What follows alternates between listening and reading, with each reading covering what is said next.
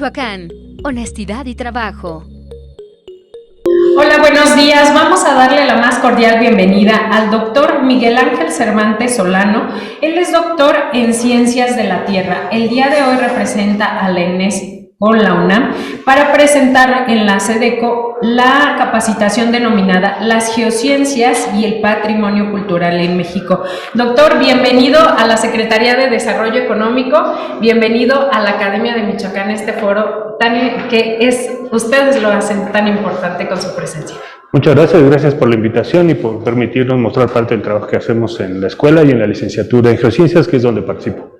Perfecto, muchísimas gracias a ustedes de nuevo, muchas gracias a Luna por estar esta semana y les dejo la presencia del doctor y le dejo el uso de la voz. Muchas gracias.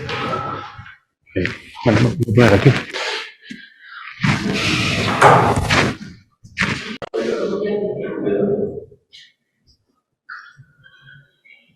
Bueno, de nuevo me gustaría agradecer la invitación y pues como lo mencionaron, la charla se llama Las Geociencias y el Patrimonio Cultural en México.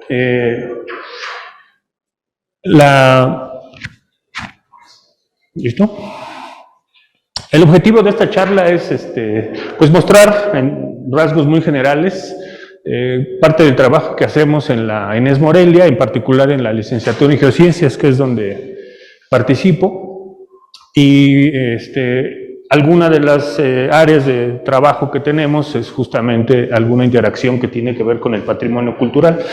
El enfoque es básicamente informativo, es decir, me concentré más en explicar lo que hacemos y algunos ejemplos de lo que hemos logrado, para motivar que si hubiese interés, pues se acercaran a nosotros y podemos ver ese interés, cómo resolverlo. Se ofrece desde pues la formación, en este caso recursos humanos, capacitación, o incluso pues también ofrecemos el servicio de estas herramientas que tenemos para la conservación del patrimonio. Hay otras actividades más, pero bueno, en esta charla nos concentraremos básicamente en el patrimonio cultural, ¿no?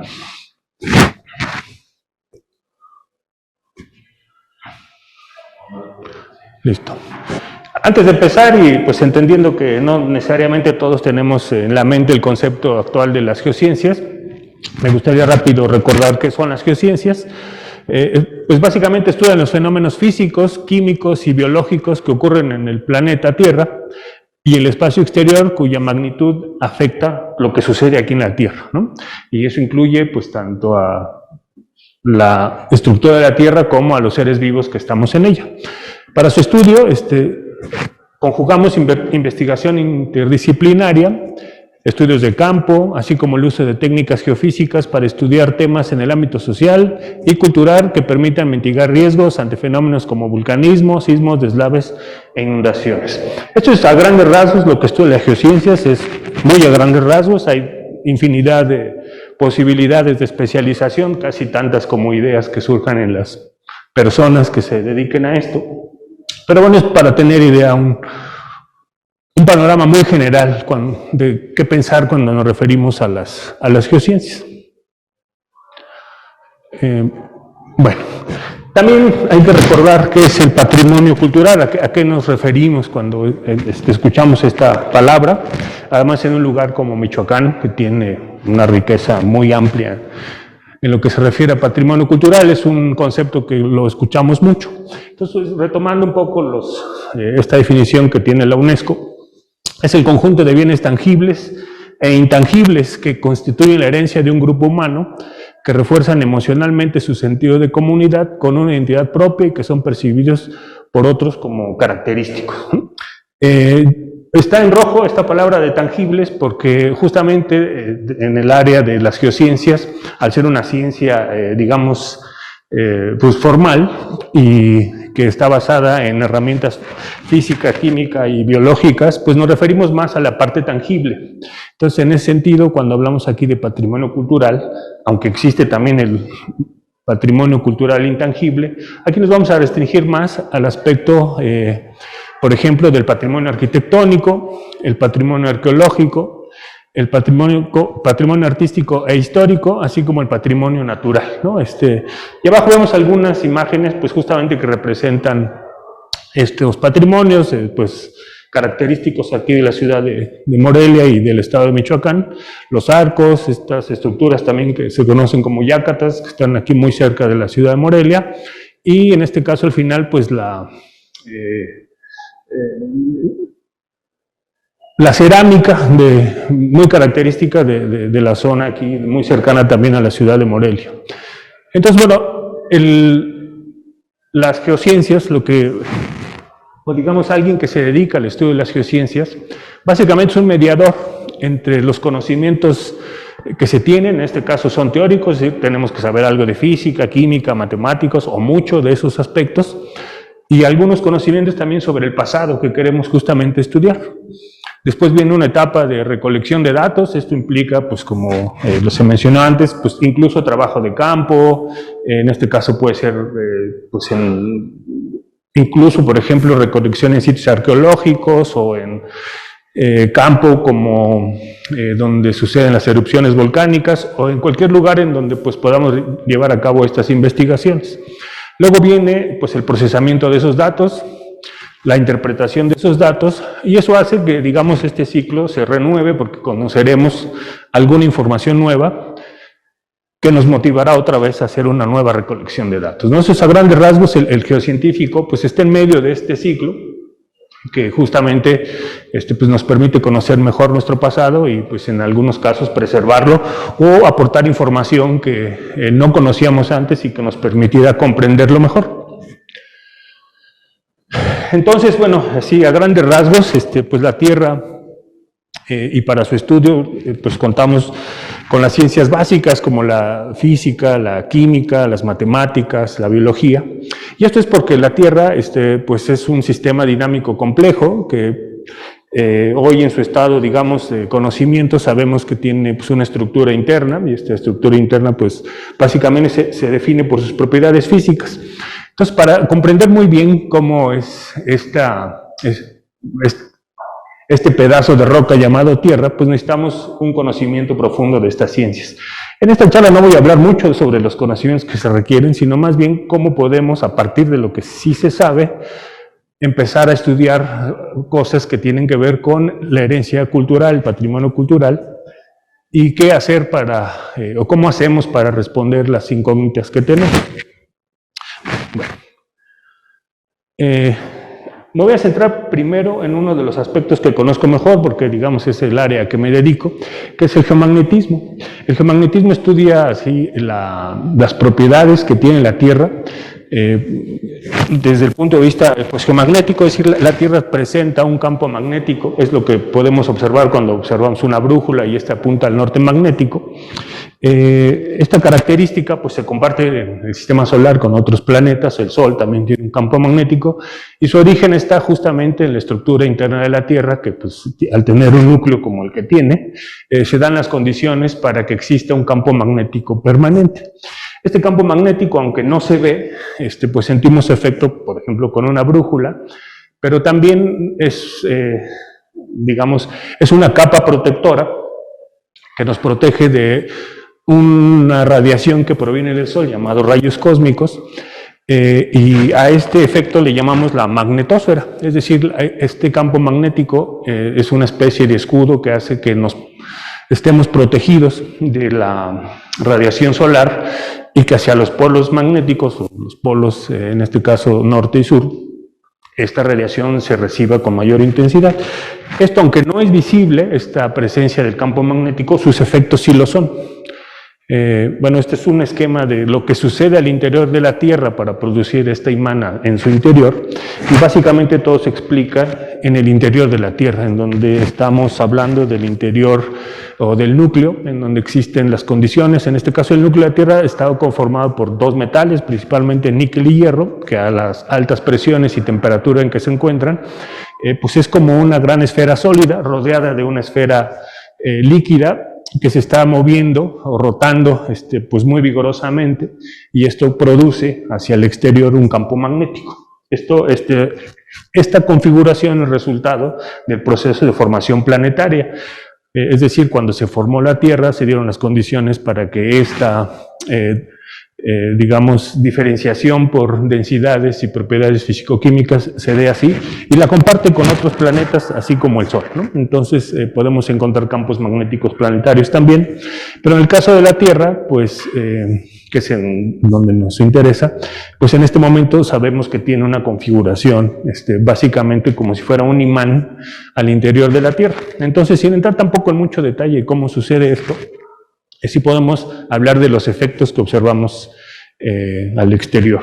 Uno de los efectos son estas grandes manifestaciones justamente de las interacciones de las partículas del Sol con la atmósfera, que se llaman auroras boreales. En estas regiones, estas partículas que provienen del Sol interactúan con el campo magnético de la Tierra y se producen estos efectos, digamos, en estas zonas llamados auroras boreales. No suceden en todos lados, tienen...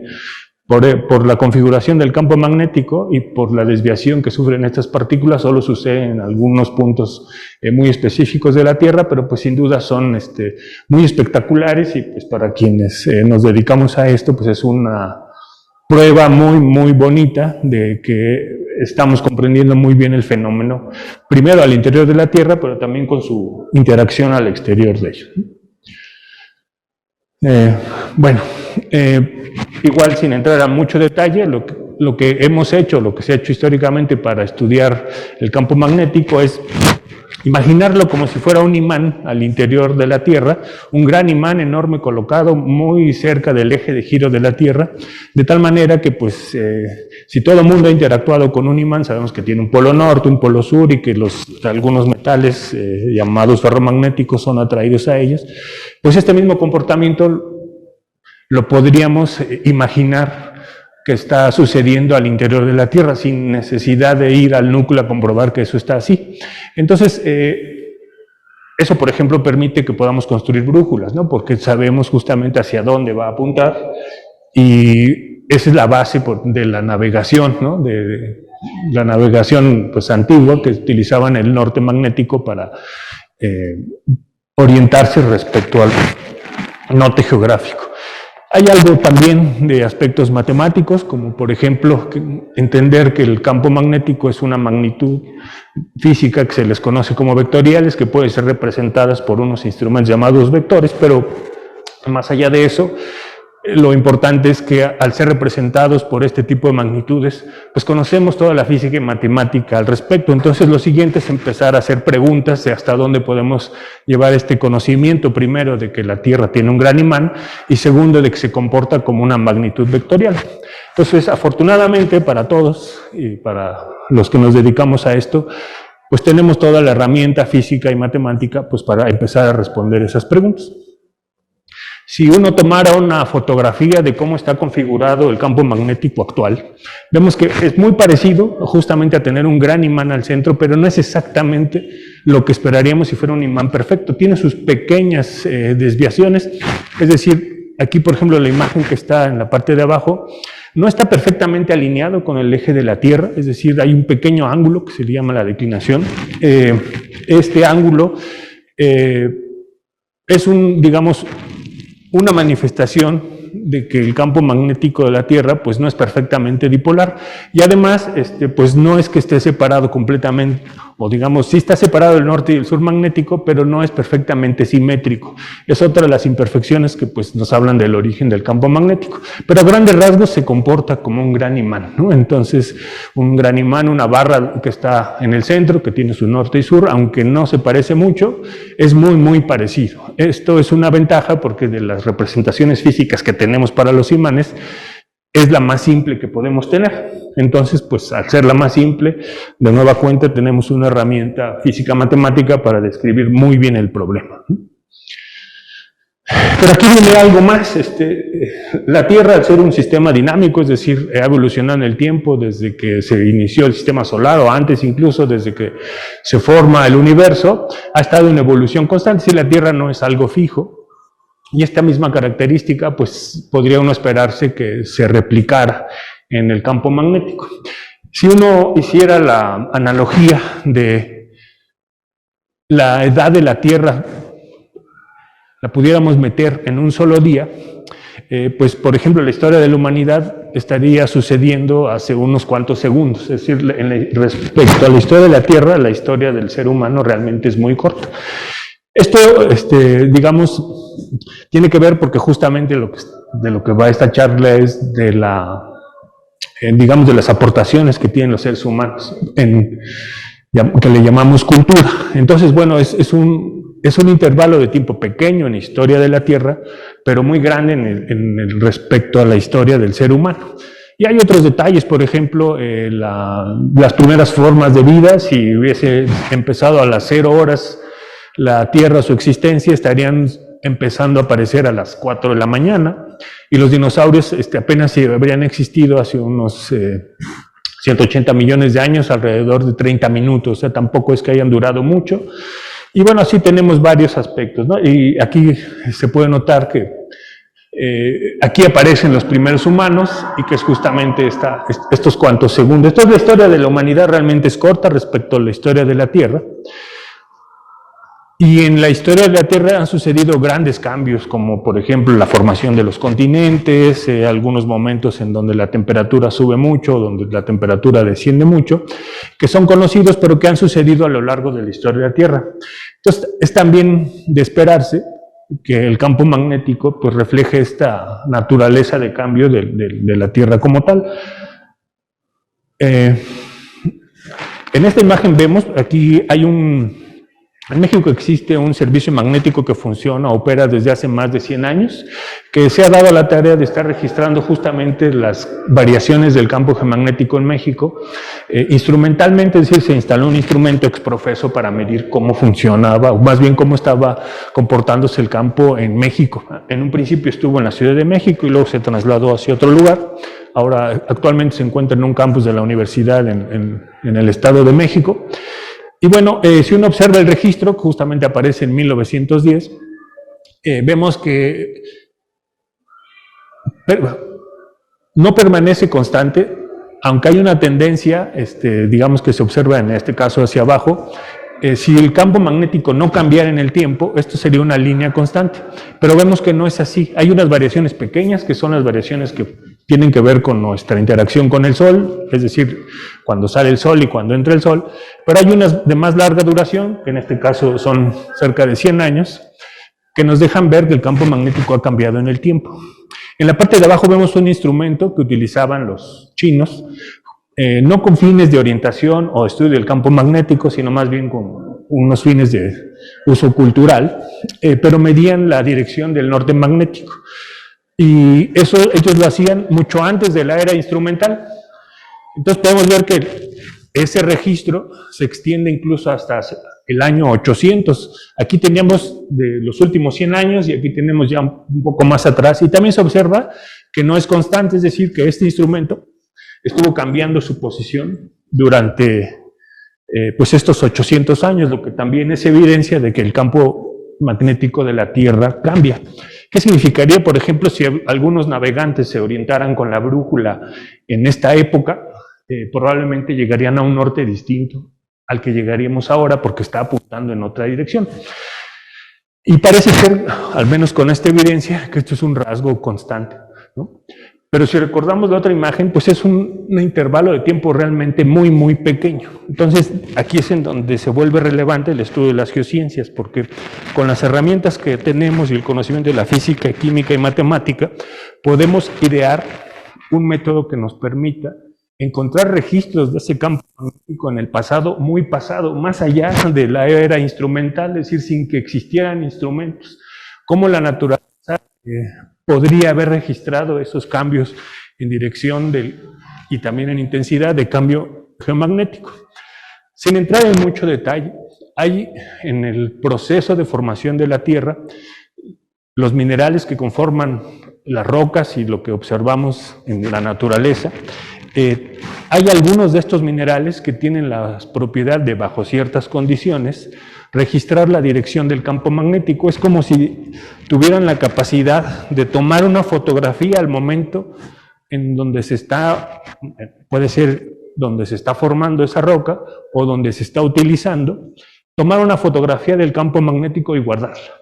Y la tienen guardada ahí en su memoria. Lo que sí no sucede es que estos materiales o minerales no las dejan ver de primera instancia. Hay que hacer un proceso para obtener esa imagen de esa fotografía del campo magnético, pero estaría ahí, sería como un árbol de recuerdos, por así decirlo, ¿no? Y estos materiales los encontramos en materiales naturales, como podía ser una erupción volcánica, pero también en materiales que han sido producidos por el hombre, en este caso pues una cerámica antigua, o en algunas manifestaciones como una pintura rupestre. Entonces, si en nuestro conocimiento de los procesos físicos que suceden para que estos materiales tomen fotografías del campo magnético, tendríamos la posibilidad de recuperar, en este caso, 3 fotografías de campo magnético y ver cómo se parecen unas con otras. Entonces, el reto para las geociencias y para los que nos dedicamos al geomagnetismo es ir haciendo una colección de estas fotografías para ir viendo qué ha pasado con el campo magnético en el pasado reciente, pero no tan reciente, también en el pasado, digamos, de la Tierra. Esta imagen lo único que nos deja ver así a grandes rasgos es cómo ha cambiado el norte magnético en el tiempo, y cada uno de estos números representa la época en donde fue medido ese campo magnético, y vemos que más allá de la escala, pues no se está quieto el norte magnético. Es decir, si fuéramos navegantes que navegáramos en el tiempo con una brújula, observaríamos que nuestro mapa apuntaría a otra dirección, justamente porque el norte magnético ha cambiado, y también ha cambiado en su intensidad. Es decir, la intensidad del campo geomagnético ha aumentado y disminuido en el tiempo, pero lo más importante ahora es recordar que pues esta característica, aquí llega hasta los 600 después de Cristo, observamos que cambia constantemente el campo magnético. Es decir, es parte de su naturaleza el cambio, porque es parte de la naturaleza de la Tierra, entonces se ve reflejado en la naturaleza del campo magnético que también esté cambiando en el tiempo. Entonces ahí surge una idea, aquí es un extracto de la primera vez que se menciona esta idea. Sí, bueno, si yo tengo la colección de fotografías del campo magnético llamado registro geomagnético, y obtengo una nueva, dime. Doctor, disculpe, yo tengo una pregunta, ya antes de que empiece ese tema. Entonces, este fenómeno del cambio de polaridad del campo magnético es por culpa de la temperatura de Curie. No es culpa de eso. La temperatura de Curie es una propiedad que tienen estos minerales que mencioné, bueno, lo tienen otros minerales, pero en particular estos, que es a partir de esa temperatura pierden todas sus propiedades magnéticas. Es una especie de competencia de energía. Entonces, cuando tenemos en este caso un mineral o cualquier material, a temperatura ambiente, conviven energías térmicas, magnéticas o electromagnéticas. Cuando se le suministra mucha energía, por ejemplo en forma de calor, si esta energía es suficiente para vencer la energía magnética representada en este caso por las flechitas, se desordenan completamente. Esa es la temperatura de Curie, en donde la energía térmica supera por completo la energía electromagnética, y cuando eso sucede, y esto sí es algo físico, digamos, un fenómeno físico que se presenta, es que estas manifestaciones de la energía electromagnética de la materia se vuelven azarosas, y que sea azarosa es decir, que pierden todas sus propiedades magnéticas. Pero si esto lo pensamos al revés, es decir, si esto lo enfriamos, y si lo enfriamos rápidamente, como sucede con una lava, como que permanecen congeladas si hubiera un estímulo externo. Es decir, si yo estuviera, por ejemplo, haciendo una gelatina, pero le pusiera unas pasas y les pusiera una dirección preferencial a esas pasas y las congelara rápidamente, estarían apuntando en esa dirección. Pero si caliento la gelatina y la pongo a hervir, esas pasas empezarían a moverse por todos lados, ¿no?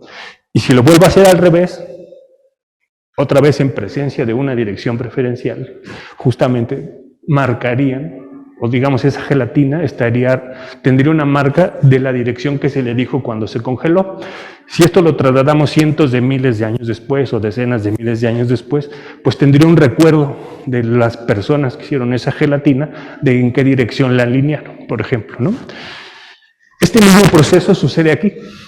Justamente esta propiedad la aprovechamos porque cuando se produce una cerámica también se suministra calor y se llega a digamos, a suceder el mismo fenómeno que aquí. Aquí es un poco diferente, no es por calor, sino es por una especie de sedimentación, digamos, mecánica. Estas partículas están flotando y cuando se pinta esto, el color rojo en los minerales, en las pinturas antiguas, se forma porque se recolectan unas rocas llamadas hematitas, que son de color rojo.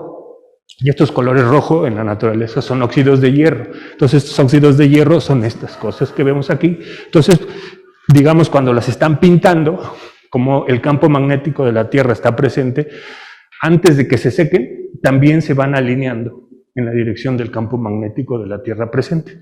Entonces, es diferente, pero también es un registro. Este, digamos, puede ser un poco más difuso, pero está presente ahí. Y estos cambios se producen al interior de la Tierra. Sí, de lo que acabo de hablar es justamente cómo se registra, pero lo que motiva el cambio es justamente lo que está pasando al interior de la Tierra. Son las condiciones en el núcleo las que hacen que esto cambie. Es un fenómeno complejo, pero existe y existe. Es una característica de la Tierra. O sea, es algo con lo que la Tierra nació y seguramente cuando deje de existir seguirá presente, ¿no? Bueno, entonces esta idea surge a partir de que ya tenemos, o se conocían algunos registros en el pasado del campo geomagnético, y surge, sí, bueno, si puedo ir a estos materiales y con una técnica experimental obtener una imagen del campo magnético en el pasado, pues podría identificar, si tengo el álbum familiar o digamos el álbum histórico de fotografías del campo magnético, podría identificar en qué época fue tomada y decir, si yo no conociera la edad de en este caso de esta olla o de esta cerámica, podría decir, bueno, por la foto que estoy viendo, le correspondería esta edad, porque ni está aquí ni está acá, le corresponde esto. Entonces la tarea era primero conocer la historia del campo magnético en fotografías y luego obtener una imagen de esto. Esa es básicamente la idea detrás de este método. Es un método experimental, 100%, y que pues obedece al conocimiento que tenemos de tanto de la física química y del desarrollo de algunos instrumentos para medir estos registros. Yo hablé de fotografías, pero realmente lo que tenemos son datos de inclinación y se construyen estas curvas que llamamos curvas de referencia. Entonces, por ejemplo, si aquí a lo que llamo fotografía puedo obtener un dato de declinación, pues lo comparo en la curva y veo cuál es el que más se parece. Entonces, como se intersecta aquí, puedo decir que o tiene esta edad o tiene esta otra. Pero yo, por ejemplo, desde el punto de vista arqueológico, puedo decir, pues es que no, esto fue encontrado hace muchos años, no corresponde a esa edad. Entonces descartamos esta edad y decimos, este fue justamente fabricado en esa época. Se calentó y se grabó el campo magnético en esta época. Es un método, así se le conoce, un método de datación arqueomagnético. Por las características de fabricación y cómo se encuentran estos artefactos, no son candidatos para utilizar otros métodos de datación. Es decir, las edades que conocemos de estos objetos a veces son contextuales, es decir, porque hay evidencia arqueológica que sugiere que se encontraron en cierta temporalidad, pero no tenemos un dato absoluto. Esta herramienta sí proporciona un dato absoluto, nos dice en qué momento fue formado, lo cual desde el punto de vista arqueológico es muy significativo, es una aportación valiosa. Y aquí voy a hablar de algunos ejemplos, y algunos de ellos tienen que ver con la historia aquí, justamente de Michoacán. Este caso no es un ejemplo de cómo se toma una muestra, en el caso de un mural que está me parece que está en Teotihuacán.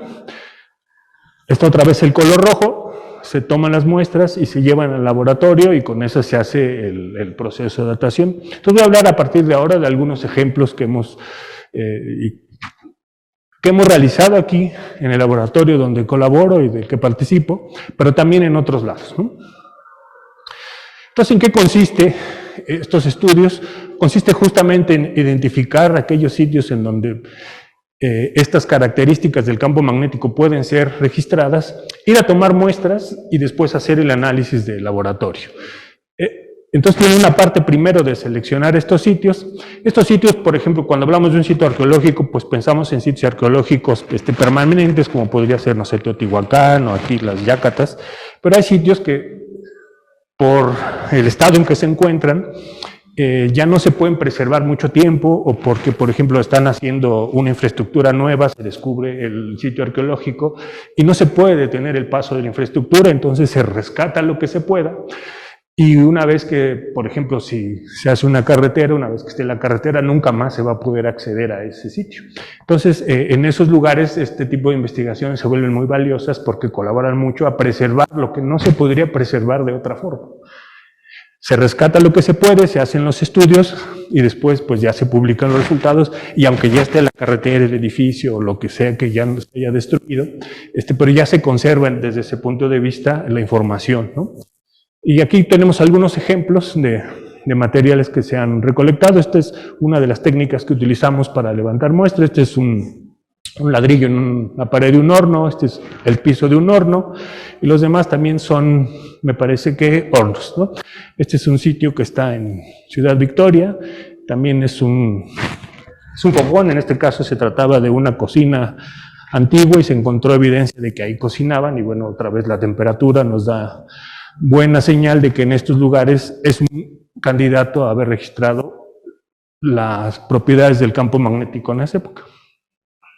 Hay otras formas, por ejemplo, hablábamos también del patrimonio natural. Los volcanes son parte de este patrimonio natural. En Michoacán y Guanajuato tenemos el campo volcánico Michoacán-Guanajuato, que comprende más de 4.500 volcanes, muchos de ellos formados en los últimos 10.000 años. Entonces forma parte justo de la historia, las erupciones. En el campo Michoacán-Guanajuato, sí, es una de las zonas, digamos, de volcanes recientes activos más importantes del país y creo que del mundo. 4.500, casi todos los cerros que volteamos a ver a un lado son restos de algún aparato volcánico. Casi todos. Algunos tienen nombres, pero algunos solo se les conoce como cerros.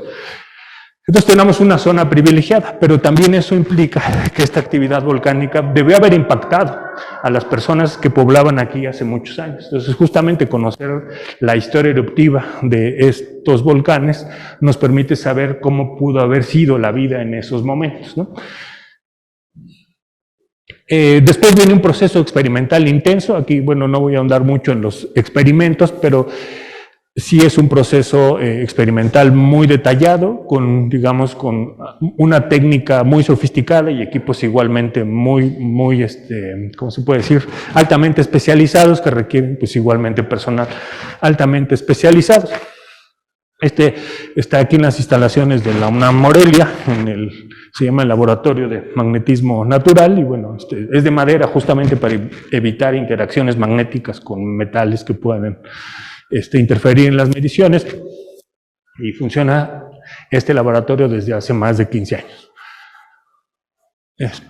Al interior está otro laboratorio llamado el Servicio Arcomagnético, que pues igualmente funciona en el Instituto de Geofísica, y bueno, este último instrumento que ven aquí es un blindaje magnético que también permite medir ahí algunas propiedades en las rocas. Lo que quería mostrar simplemente es que si es un proceso que requiere tiempo, es altamente especializado, y como los resultados y la interpretación dependen de estos datos, pues en tanto mejor estén, se pueden hacer interpretaciones igualmente mejores. Son un ejemplo de las muestras que se toman y el trabajo en laboratorio. Se pueden tomar muestras de roca, muestras de piso, muestras de cerámica. Aquí incluso se toman muestras, este caso es un sedimento, se hace una perforación, por ejemplo, en el lago de Cuitzeo, y esta información nos la podemos llevar al laboratorio y se toman muestras ya en el laboratorio. Si le puedes dar clic porque es un video, por favor. Básicamente en lo que consiste la técnica experimental es un lavado magnético, es decir, mediante las técnicas que se hacen en estos equipos que vimos, podemos, del estado actual, encontramos algo, ir revelando esta imagen del campo magnético en el pasado. Aquí lo hace en un solo paso, pero realmente si la analogía fuera buena, lo haríamos en muchos más pasos, y cada uno de los pasos iría contribuyendo un poco a revelar la imagen final. Pero al final de las cuentas lo que queríamos recuperar es la imagen original de ese campo magnético.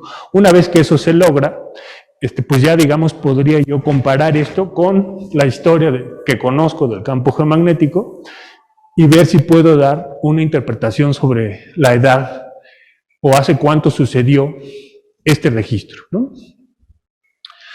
Bueno, este es el resultado del proceso experimental. Les digo, no voy a hablar mucho de lo que sucede ahí, pero con estos resultados justamente puedo llevar a comparar esto y dar, ya desde el punto de vista de la arqueología, una edad de lo que estoy observando, ¿no? Otra vez es la misma gráfica para recordar esto. Y aquí sí voy a hablar ya de algunos ejemplos en concreto. En este caso se trata de el volcán Colima. Este volcán Colima está entre los límites entre Jalisco y Colima. Son dos volcanes, uno llamado el Volcán de Fuego y el otro el Volcán Colima. Están prácticamente uno enfrente del otro. En este estudio se realizó porque pues, había un corte de carretera y había también ya algunas evidencias, con la finalidad de establecer la historia eruptiva justamente del volcán Colima. Entre la evidencia que se había encontrado justamente son estos derrumbes que se produjeron en una de las erupciones de ese volcán, y además de la roca de lava se había encontrado ahí que pues, los derrumbes había posiblemente afectado a los pobladores en esa época. Entonces fue a hacer un levantamiento de muestras, se tomaron muestras en dos sitios de esos volcanes, y afortunadamente en una de ellas, que es lo que vemos aquí, se encontró un fragmento cerámico. ¿Qué significa eso desde el punto de vista arqueológico? Que esta cerámica estaba antes de la erupción y durante la erupción fue arrastrada. Entonces, esta tiene una señal magnética que podría decirnos el momento en donde esto sucedió, y de ahí sabríamos cuál fue el impacto en la población, si se quedó o no se quedó, si terminó con su, digamos, con su ocupación en ese lugar o pudieron regresar. Entonces, esta evidencia, aunque parece pequeña, fue muy importante porque justamente fue posible obtener una edad de esa erupción y saber en la edad, en la historia, digamos, de ocupación de ese sitio, cómo se relacionó el evento volcánico con la vida de estos, ¿no? Entonces, desde ese punto de vista, la contribución al conocimiento arqueológico y de la población en el sitio, pues fue en este caso encontrar una edad que además no hubiese sido posible utilizando, en el caso de la cerámica, otro método. Bueno, esta imagen es del lago de Pátzcuaro. El lago de Pátzcuaro pues, es un símbolo aquí de Michoacán, y está formado básicamente por la formación de varios volcanes. Es decir, esta condición que formó el lago de Pátzcuaro es el resultado de varias erupciones volcánicas. Sus islas son conos volcánicos y alrededor también vemos. Sí, son pequeños conos volcánicos que están ahí. Es Pacanda, pues también todos son pequeños cascos, sí.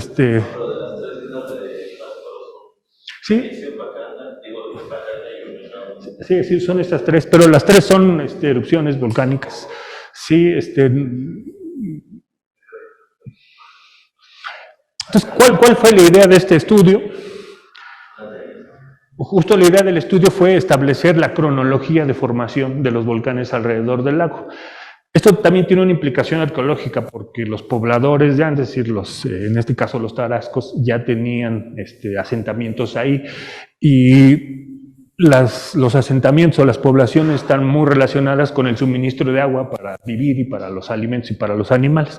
Entonces, cuando se forma un volcán, pues impacta, por ejemplo, en el paso de agua y donde se acumula el agua.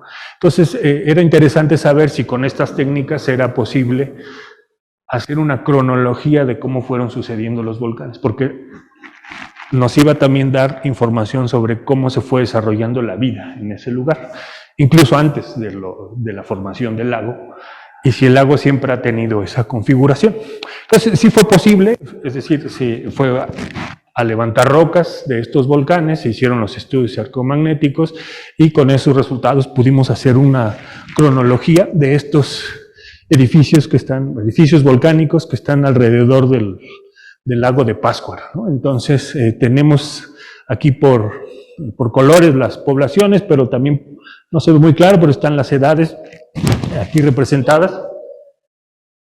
Ahí lo que menciona de los beneficios, o bueno, de que cómo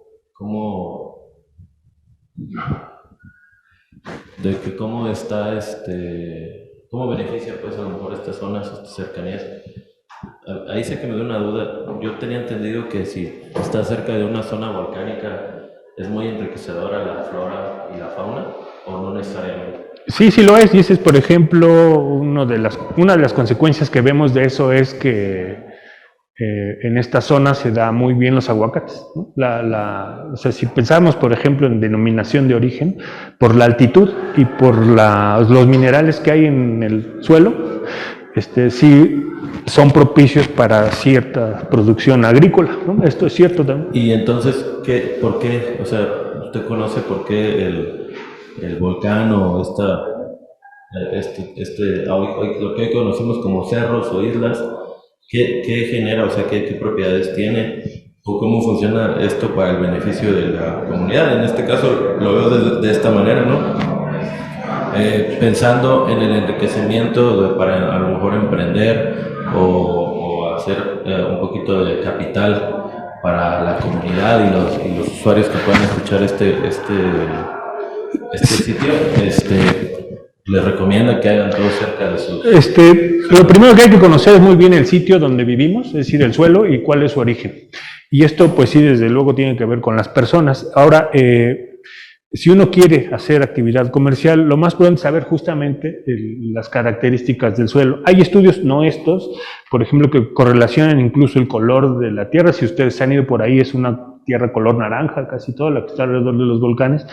Bueno, ese color naranja nos habla de la presencia o ausencia de unos minerales que pueden beneficiar ciertos cultivos y no necesariamente otros. Entonces, cuando se conoce esto, si uno puede tomar decisiones sobre cuál es el cultivo que mejor puede ser y en qué momento puede uno hacerlo respecto a la captación de agua.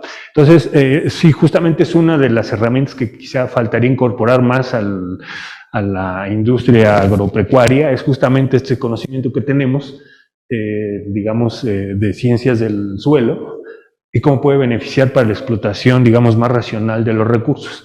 También hay algunos aspectos sobre cuánto tiempo durará estos minerales disponibles, por ejemplo, para el cultivo de aguacates, pues no van a estar todo el tiempo, ¿no? Si se sobreexplotan el suelo produciendo únicamente este cultivo, van a agotar rápido esas reservas y lo más probable es que en un tiempo más corto del que uno quisiera pensar, ya no estarían disponibles, y no solo para esto, sino para ningún otro cultivo.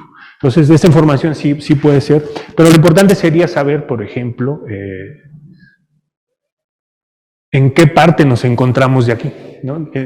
Alrededor de las erupciones, qué sucedió. En algunos lugares cae más ceniza que en otros, en algunos lugares caen más depósitos que en otros, y esto pues después va a repercutir en las características del suelo.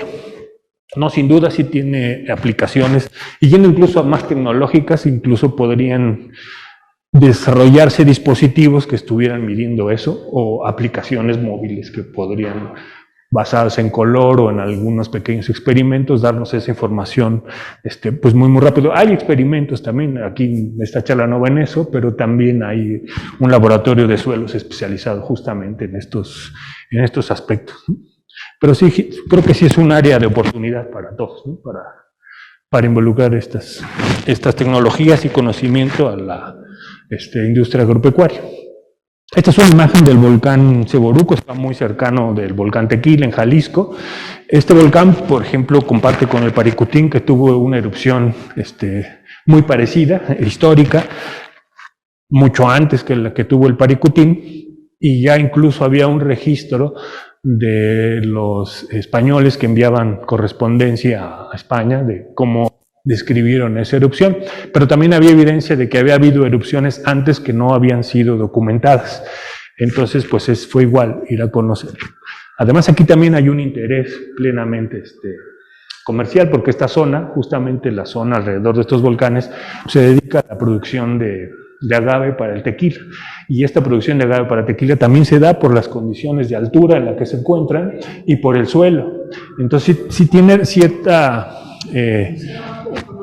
sí, así es, están relacionados, y conocer la información de cómo han sido las erupciones y predecir qué puede pasar en el futuro, y no solo una erupción, sino tiene que ver también con el suelo, la geografía y hacia dónde puede o no, por ejemplo, haber disponibilidad de agua. Pues es importante conocer la historia eruptiva. No es toda la historia, pero es parte de la historia natural que nos importa al momento, por ejemplo, de dedicarnos a la producción de agaves, ¿no? Entonces este volcán, muy parecido a lo que sucede en Paricutín, tuvo una erupción histórica reciente. Entonces la idea era ver, al igual que se hizo en Pátzcuaro, saber si era posible determinar su historia eruptiva a partir de estudios de este tipo. Y bueno, había una erupción documentada, estos son documentos históricos, pero solo era una, y hablaba de un gran depósito. Si ustedes han ido a Jalisco, es también un atractivo turístico este volcán. Se levantaron igualmente muestras, se hizo un estudio también magnético, y finalmente se logró establecer, se confirmó la edad de esta erupción, de 1870, que también había documentos, les digo, correspondencia enviada en este caso, de los sacerdotes aquí en México hacia España, que hablaban de cómo había sido esa erupción y los daños que había causado hablaban mucho de los caminos reales y de la comunicación entre la ciudad de Guadalajara y este lugar que está realmente cerca. Pero también había... Yo tengo una pregunta ahorita que salió el tema del agave. ¿Sabe si no sé si usted tenga ese conocimiento de si la zona de tequila o del mezcal que tenemos aquí en Michoacán está cerca de volcanes? Sí, claro, aquí sí, ambas. Yo diría que la característica más importante... Que se dio para que se diera una DOM era que estuviera... En el caso de Jalisco y sus alrededores, la zona de agaves tequilera, sí es plenamente una zona volcánica, y eso tiene un impacto directo en esto, y además creo que es parte de la razón de que este sea denominación de origen. ¿Qué significa que sea denominación de origen? Que solo se refiere al que crece ahí. Eso, por ejemplo, podría ser un diferenciador para el mezcal que se produce en esta zona respecto del de Oaxaca, porque aunque estén digamos, se fabriquen de forma similar, el lugar donde se produce el agave tiene que ver con los recursos que provienen del suelo, y al ser producto de procesos diferentes van a producir plantas diferentes. Entonces, sí, claro, tiene que ver. En mi opinión, sí podría incluso lograrse una investigación y quizá llevar hasta una diferenciación. No sé si alcance para una denominación de origen pues de las variedades de magueyes que se producen en la zona de Michoacán, Guanajuato, respecto, por ejemplo, de Guerrero, Oaxaca, por cuestiones simplemente de suelo.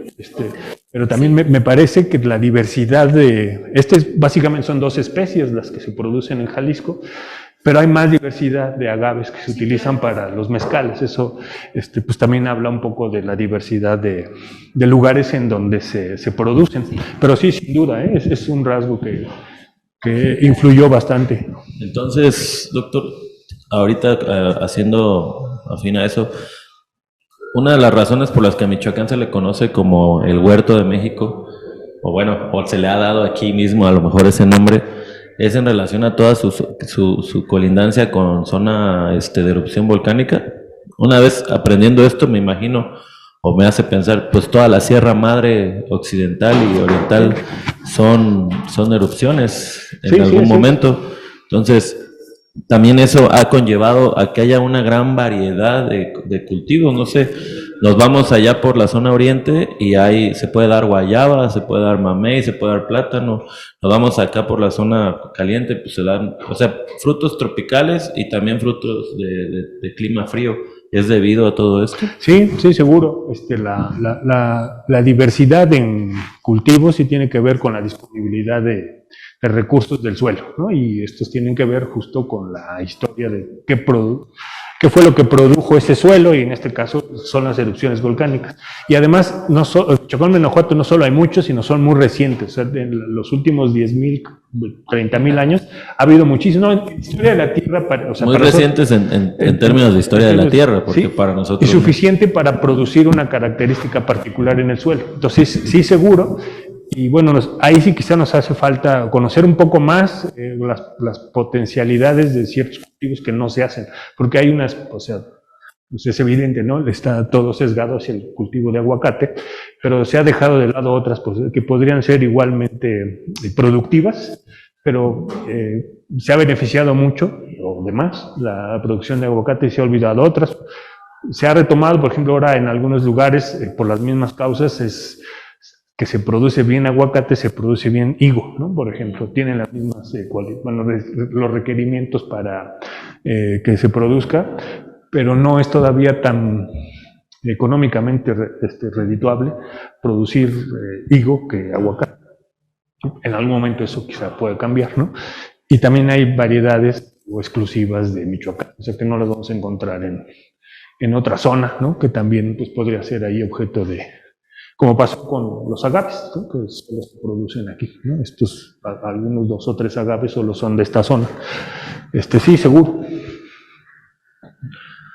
Bueno, no sé, también si ustedes han notado el agua de aquí, de la cuenca que suministra la ciudad de Morelia, es muy salina. Eso, por ejemplo, a las construcciones es un problema porque termina dañando pronto las tuberías de cobre, pero en otras partes no es así. Y eso tiene que ver porque estamos muy cerca de pues lugares en donde hubo actividad volcánica. En el centro de la Ciudad de México, en la cuenca del Valle de México, el agua no es así, es diferente. Si ese recurso lo utilizamos para, pues para siembra, esta agua tiene unos minerales que aquella no, y se deberían producir, digamos, hortalizas o estos productos agrícolas distintos, nada más por la característica del agua.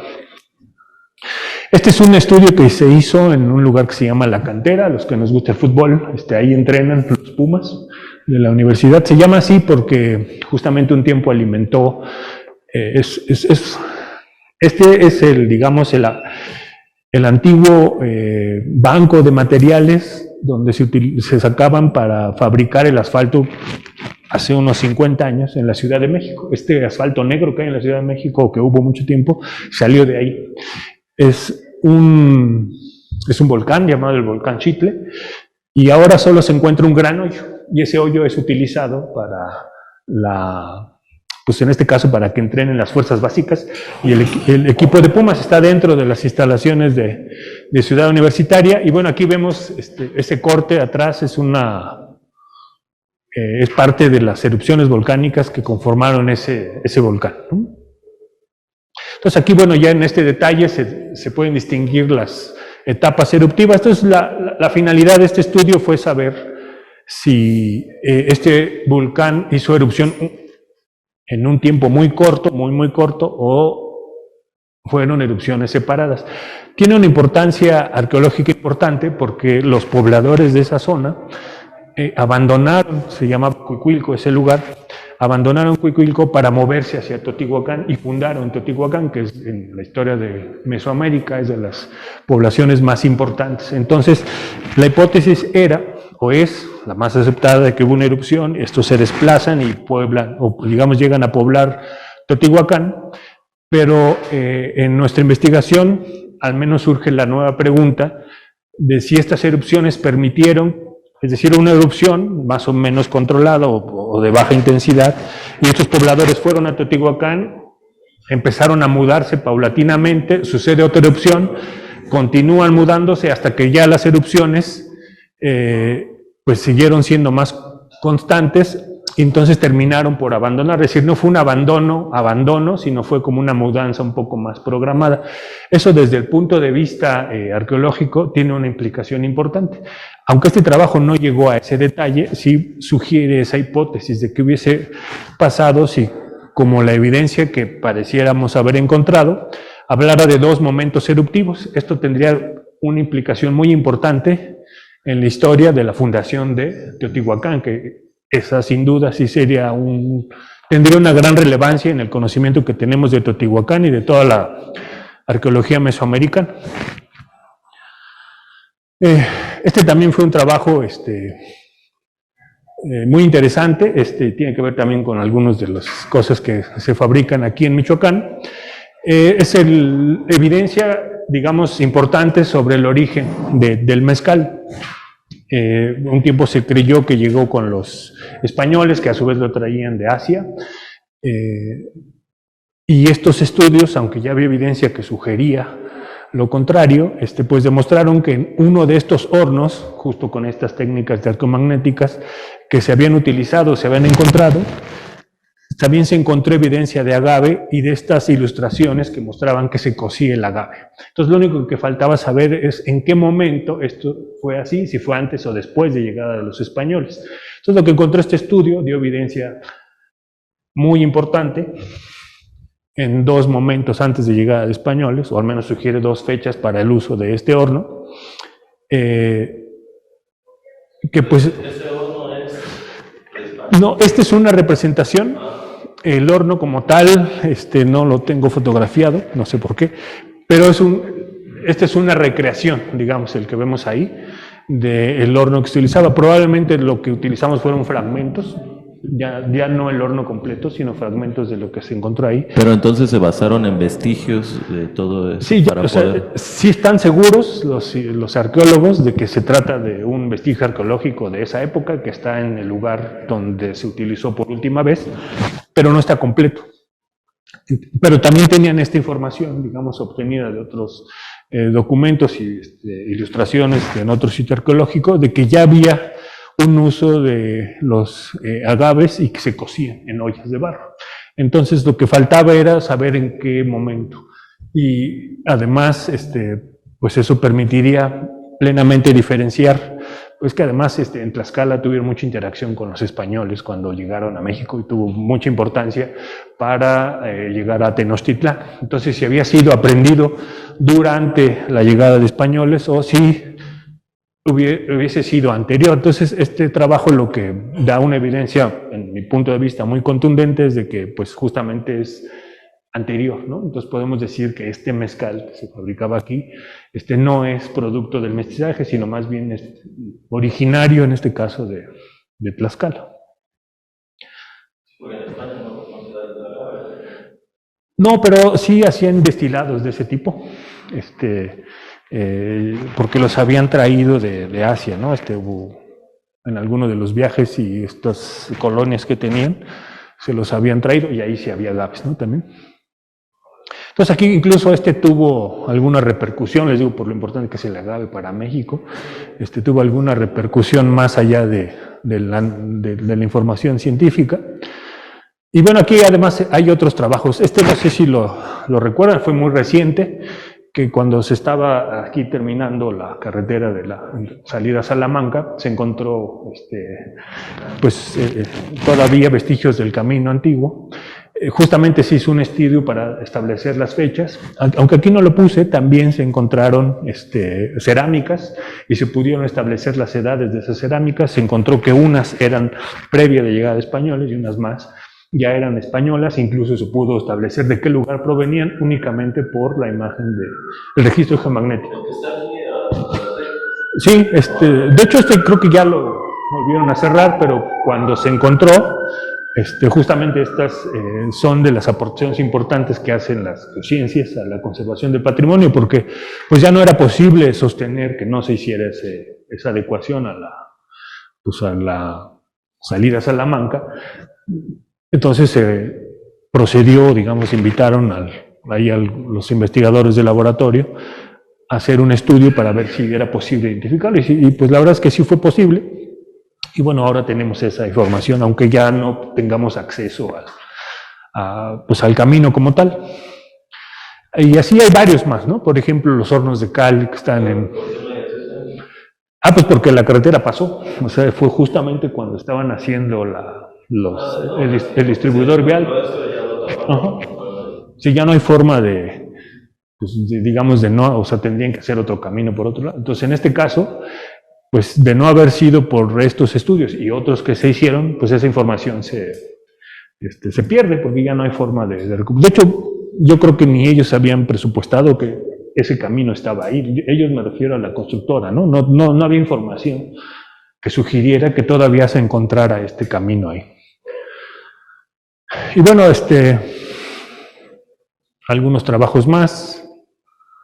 En este caso está muy cerca de aquí, es un sitio que está en Guanajuato, se llama El Cóporo, es un sitio tan espectacular como podría ser Machu Picchu, está primero en la base de una montaña y luego sobre la base de la montaña, y también fue posible obtener sus edades, aunque este sitio ya se está rescatando, si va a ser un sitio arqueológico permanente, hay algunas estructuras que pues por su extensión y por la posición en donde se encuentran, pues no va a ser posible abrirlas, ¿no?, completamente, y bueno, estos estudios igual permiten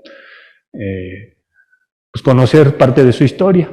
Este caso además también fue muy particular porque esta hacienda, además de, bueno, hay varias historias alrededor de una parte del patrimonio cultural es justamente esta cultura oral, ¿no?, de que se transmite de persona en persona. Bueno, es una hacienda que fue abandonada en algún momento en Yucatán, posiblemente pues a inicios del siglo XX, alrededor de la Revolución.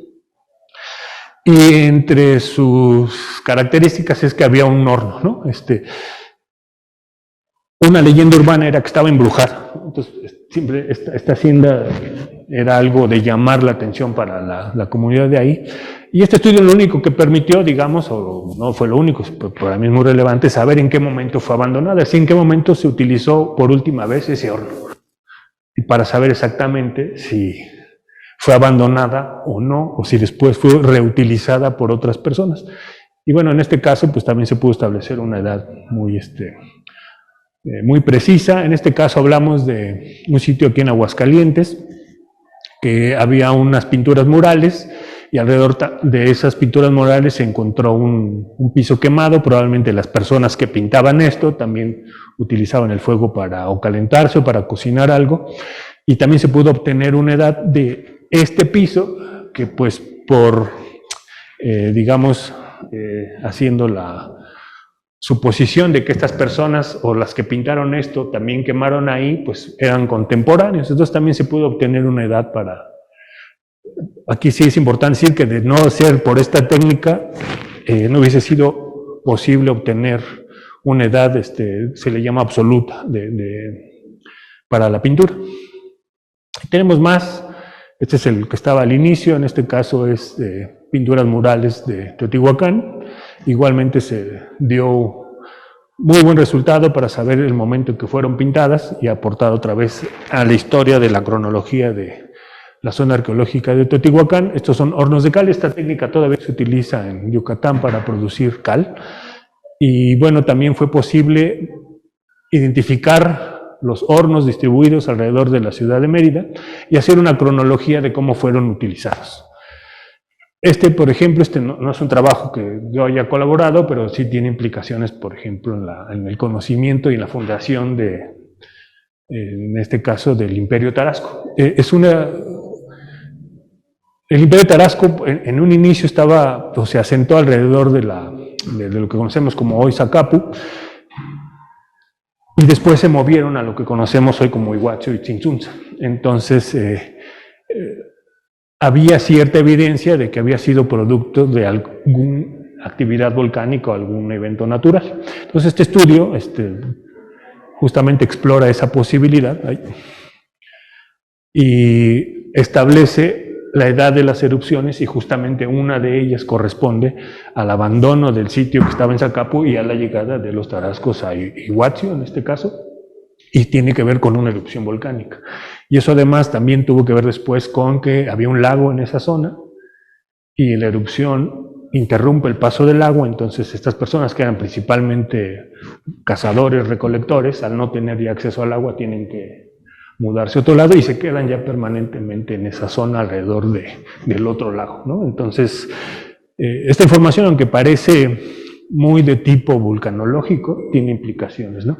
Y además, pues también hay la posibilidad, por ejemplo, de explotar esa zona como una zona arqueológica, porque justamente los vestigios quedaron ahí, ¿no? Esta es justo la que les hablaba de Colima. Esta la voy a pasar rápido, pues ya les... Algunos otros ejemplos que no tienen que ver con la técnica de datación magnética, pero sí tienen que ver con la aplicación de técnicas geofísicas que han sido también muy relevantes, ¿no? Esta se llama la tomografía de resistividad eléctrica, es un servicio que también se ofrece en la universidad, tanto para su ejecución, capacitación o levantamiento en alguna de sus etapas, y consisten a partir de las propiedades, en este caso eléctricas del suelo, hacer imágenes de lo que hay en la parte, digamos, del subsuelo, profundo y no tan profundo. Uno de ellos fue por ejemplo. En este caso, tuvo una relevancia más que local, porque justamente se pudo establecer los posibles lugares en donde se encuentran los túneles que aún no se conocen, en donde están en Morelia. Este estudio lo hizo un estudiante y un investigador ahí de la universidad. Y bueno, sin necesidad de hacer un solo hoyo, ni dañar el patrimonio, en este caso no solo es de Morelia o de Michoacán, es patrimonio de la humanidad, fue suficiente para establecer con un buen nivel de precisión en dónde se encuentran estas túneles y dónde inician y dónde acaban, hasta dónde se hizo el levantamiento. Hace unos meses se informó que... Sí existen, sí. Sí, justamente las características que se buscaban era que tuvieran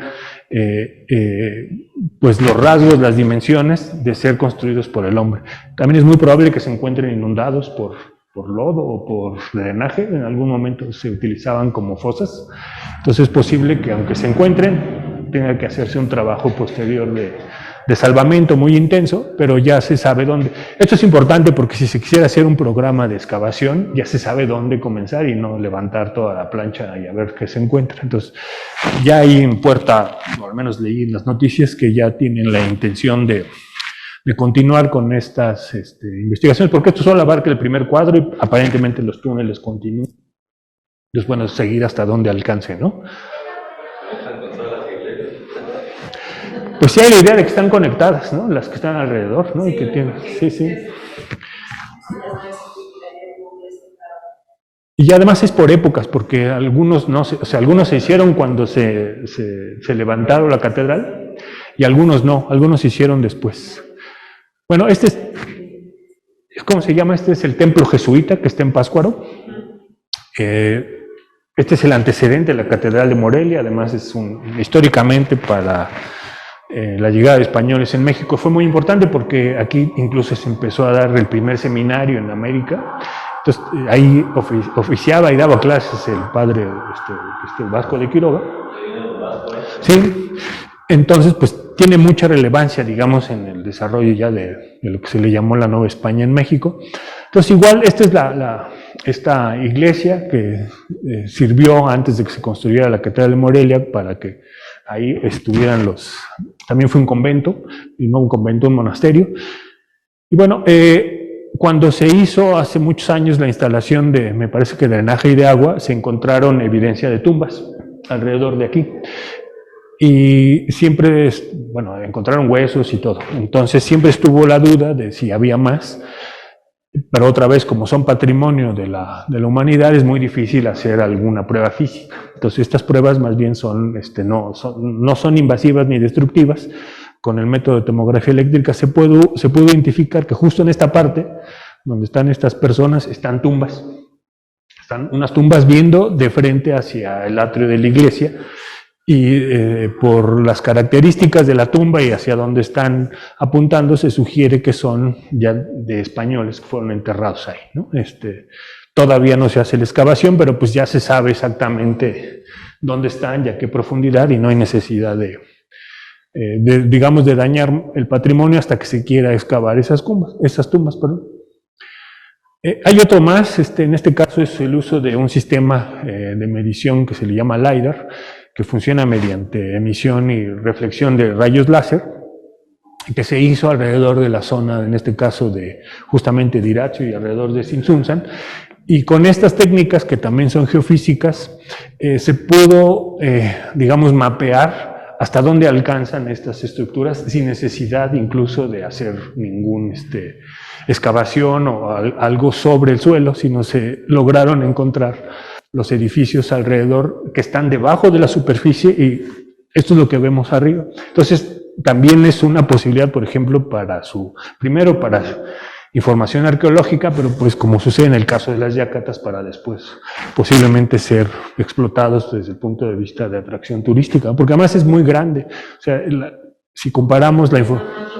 No, exacto, es una información muy, muy grande. Y esto se extiende, por ejemplo, hacia Capula, hacia alrededor. También hay vestigios de esto. Entonces, incluso hay evidencia de que algunas personas para sus siembras aquí en Capula han encontrado los vestigios ya.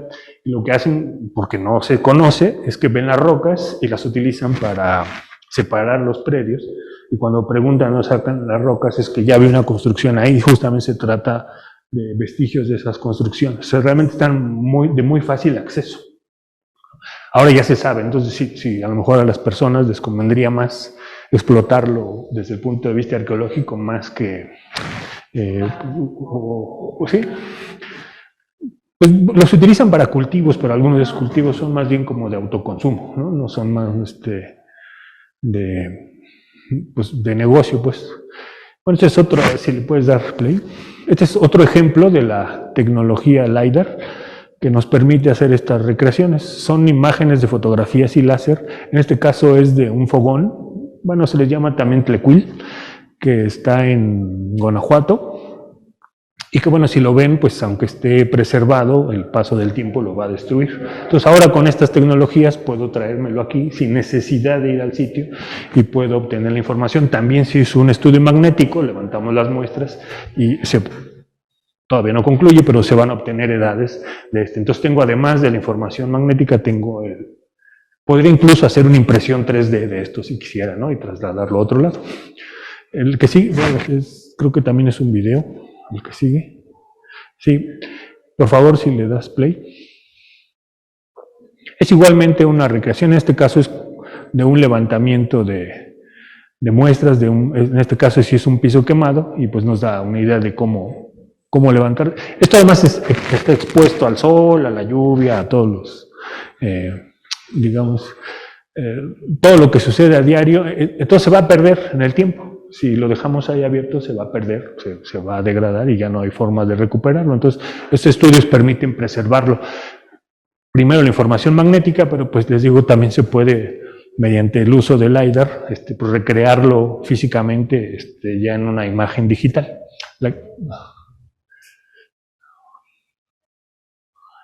Hay otro más, que es el uso de georradar. En este caso, pues también se utiliza complementario para, por ejemplo, para saber en dónde hay tumbas. Pues tristemente también tumbas recientes, no solo tumbas prehispánicas, también se ha utilizado ahora para hacer geofísica forense, pero es otro instrumento que permite saber lo que hay debajo del subsuelo para saber en qué punto de interés podemos encontrar algo. No es una fotografía, pero sí nos da bastante evidencia de dónde encontrarlo. Aquí no se ve quizá con mucho detalle, pero ahí hay una tumba y hay restos humanos, ¿no? Eso también lo hacemos en la escuela. Bueno, eso es todo a grandes rasgos lo que hacemos en el laboratorio.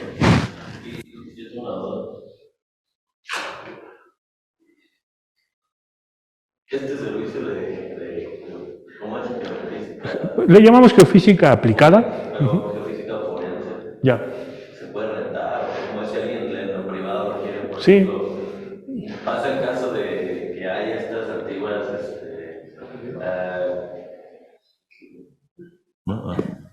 por ejemplo, pasa el caso de que estas cuestiones de familia, donde tienen algún rancho grande y que era la hacienda del abuelo que viene de España y esas cosas, y quieren saber dónde hay algo a lo mejor enterrado o así.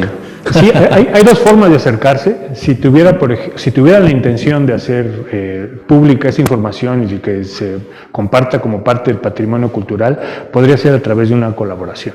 Pero también se pueden pagar los servicios, es decir, y cuando es el contrato de servicios, se establece un contrato hasta dónde se comparten resultados o si se le entregan completamente a la persona, ¿no? También hay unos aspectos ahí, en el caso de restos humanos, hay que informar siempre a las autoridades, ¿no? Eso siempre es cierto, ¿no? Sí, siempre hay que informar.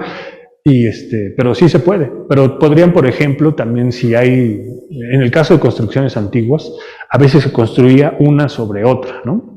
En el caso de haciendas o grandes extensiones, si tienen la sospecha o evidencia de que hay algo así, podrían saber si hay algo debajo sin necesidad de hacer una excavación costosa. O no solo costosa en tiempos, pero en dinero, sino en tiempo, en recurso humano, y probablemente destructiva. Entonces quizás si lo que querían salvar al momento de rascar se destruye, ya no pueden salvarlo, o conocerlo, ya no lo van a poder hacer. Estas técnicas sí lo permiten, sí permiten hacerlo. En este caso no, y no era la final de la charla, pero estos servicios sirven, por ejemplo, para identificar la profundidad del manto acuífero, a qué profundidad está, ¿no? Entonces, para los que se dedican a cosas agrícolas, pueden saber en dónde es el mejor lugar para hacer el pozo y a qué profundidad, ¿no?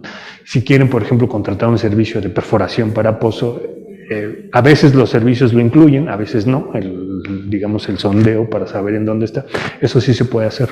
Y o sea, en términos económicos, pues realmente es mejor pagar por esto que estar haciendo prueba y ensayo, ¿no? O sea, no es un servicio barato porque es altamente especializado, pero en términos de producción tienes, digamos, la precisión con la que se encuentran te garantiza a veces una alta efectividad en los resultados. Y hemos hecho, como parte también de estos trabajos, aquí en Quiroga, algunos levantamientos en lugares alrededor del volcán Cirate, por ejemplo. También, bueno, últimamente lo han utilizado también para el aguacate, pero justo ahí no hay un cauce natural de agua, todo es el agua subterránea. Entonces, incluso digamos, la división de los terrenos y este tipo de cosas tiene que ver en dónde se encuentra el agua. Entonces, ha servido un poco para saber dónde se encuentra el agua, qué cultivos tener, ¿no? A qué distancia se encuentran, etcétera, etcétera.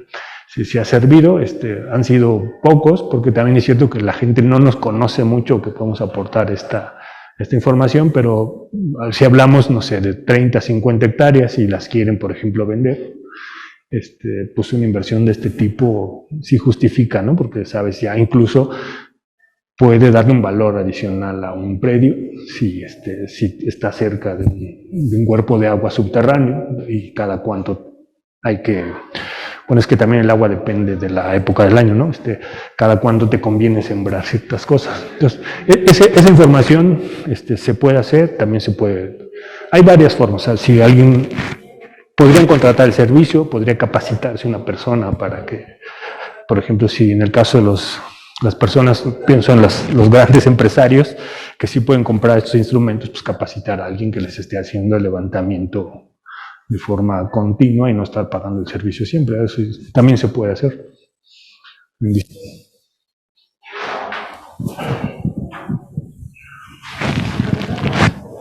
Gracias.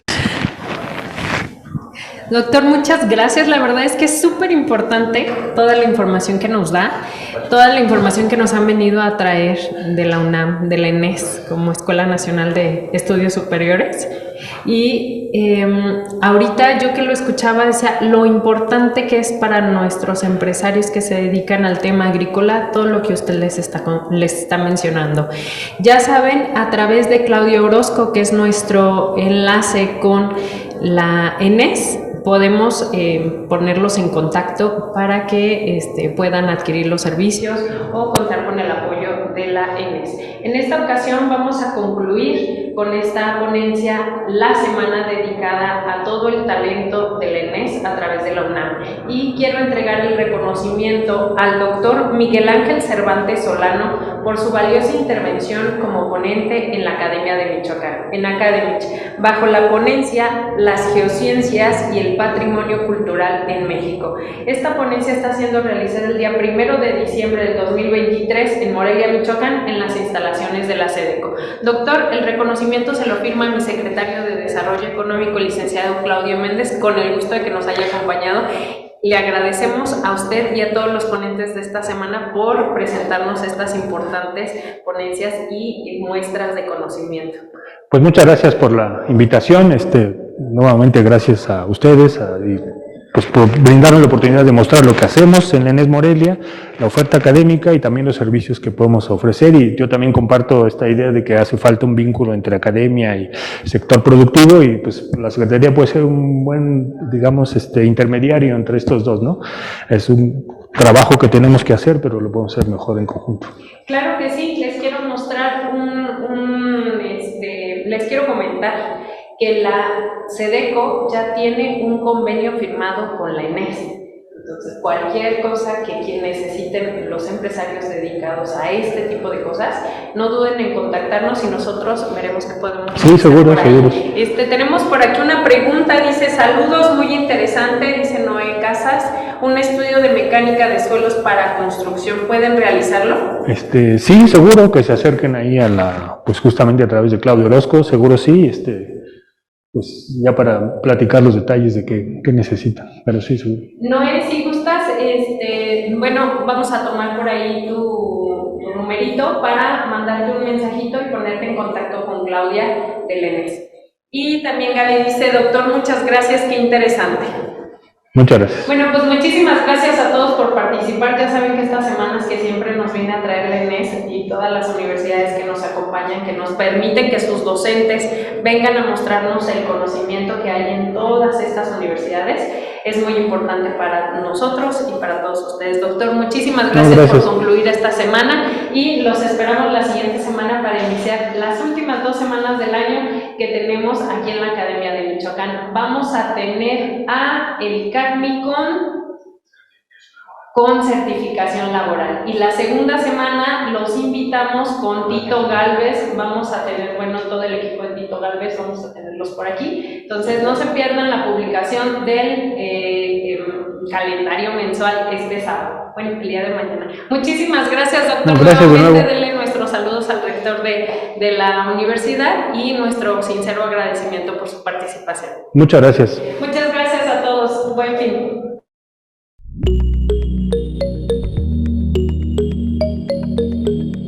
Michoacán, honestidad y trabajo.